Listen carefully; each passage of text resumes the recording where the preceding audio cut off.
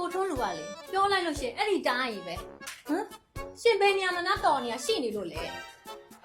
ဒီအိမ်ခန်းလေးတော့မှလေကျမအတော်လင်မယားနိုင်ငံခြားမသွားခင်ပေးနေထားလို့အခုလိုမျိုးကျမတို့ကောင်းကောင်းမွန်မွန်နေရတာရှင်းတော့အားကိုးလို့လေဘာမှဖြစ်လာမှာမဟုတ်ဘူးပြောပြန်လေစိတ်ညလုံးရပဲကြကျမပြောပြန်လေရှင်ကမကြိုက်ဘူးတော်ပြီရှင်းလုံးလူနဲ့မပေါင်းနိုင်ဘူးနေပါဦး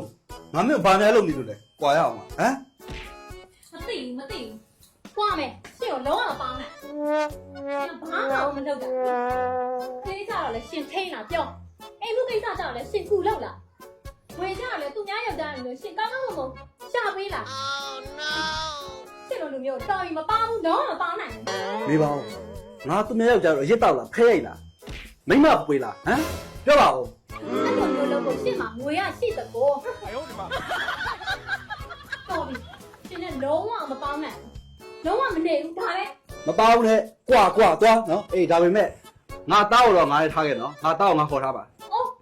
ဒါမလားအဲ့လိုမျိုးခလေးကကျမမွေးထားလေဒါကကျမသားကျမလည်းနေရမှာငါသားငါသွေးသားပဲလေထိုးလူဖြစ်တဲ့ငါလည်းပဲနေရပဲအေးသွားရင်မင်းတောက်ထဲသွားအိုးအရာကျမလည်းပဲနေရမှာ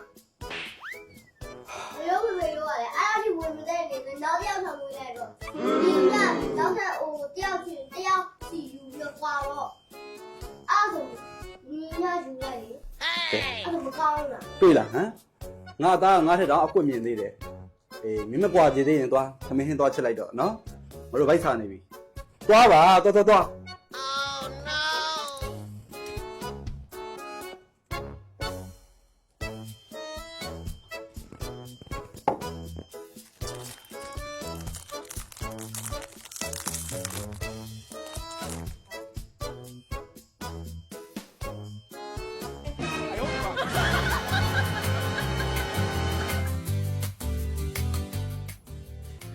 ဘယ်လိုကလဲမကွဲနိုင်မဲနဲ့နားရုံညီးနေရပဲဟုတ်တယ်ဒါပြောသလိုညီလိုညီမဖြစ်အောင်လုပ်ရမှာပေါ့